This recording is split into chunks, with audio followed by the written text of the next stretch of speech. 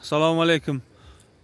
Ushbu yer maydonining chegarasi bu keyingi dalagacha, mana ko'rinib turgan keyingi dalagacha, keyingi yon chegarasi mana bu daraxtlardan, keyingi chegarasi bu fermer xo'jaligining dalasi tutash, oxirgi chegarasi shu ko'rinib turgan uzoqdagi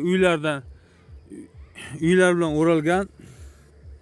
Ushbu loyiha Agrobank hamkorligida Surxondaryo viloyati Uzun tuman Yangi hayot mahallasi 180-konturda amalga oshirildi. Bu yerda yer maydoni 10 gektardan oshiq bo'lib, 10 gektarga ekinlar ekildi.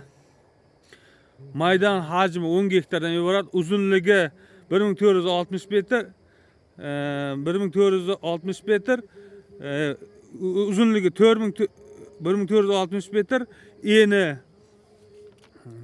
940 metrdan iborat. Bu yerga ekilgan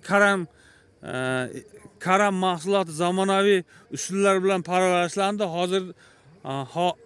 Hozirda yetishtirilgan karam mahsulotlar to'liq yig'ishtirib olindi. Ekinlarni yetishtirish uchun 277 kun davom etdi.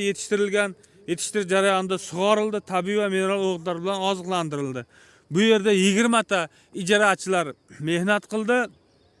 Ushbu loyihada 20 ta dehqon xo'jaligi biriktirilgan. Har bir dehqon xo'jaligi o'rtacha 50 sotiqdan yer maydoni to'g'ri keldi. Loyihani samarali amalga oshirish uchun lider tadbirkor Guliston agrosavzavod MChJ biriktirilgan. Ushbu yer maydonida karamlar yig'ishtirib olinib, yerda iyun oyida pomidor ko'chatlari ekish uchun tayyorlanmoqda. Tayyorlash holati keltirilmoqda. Ushbu pomidor 50 tonnadan kelajakda ikkinchi ekinda pomidor ekilib, gektardan 50 tonnadan hosil olinib, jami 500 tonna hosil olish rejalashtirilgan. Mazkur ekinni yig'ishtirib olingan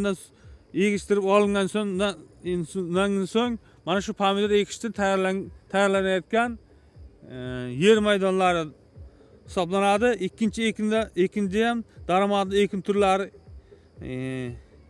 ekish orqali yer egalarining daromadlari yanada oshirib boriladi.